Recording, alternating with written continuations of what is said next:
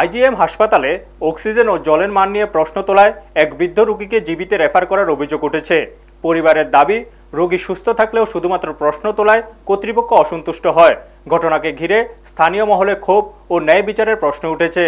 IgM হাসপাতালে অক্সিজেনের পরিষ্কার এবং জলের শুদ্ধতা নিয়ে প্রশ্ন তোলায় এক সুস্থ 82 বছরের বৃদ্ধ রোগীকে হঠাৎ করে রেফার করা হয়েছে জিবিপি হাসপাতালে।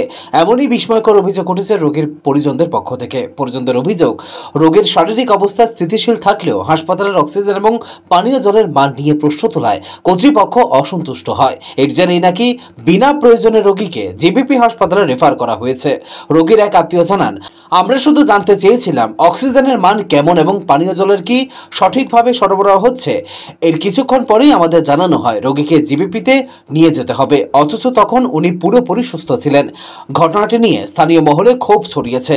অনেকেই প্রশ্ন তুলেছেন, শুধুমাত্র প্রশ্ন তোলার অপরাধে একজন প্রবীণ নাগরিককে এইভাবে শাস্তি দেওয়া কি মানানসই? ব্যুরো রিপোর্ট, নিউজ তৎকাল 24। অ্যাকচুয়ালি আমার জেঠু মশারে ভর্তি করছি শনিবার দিন।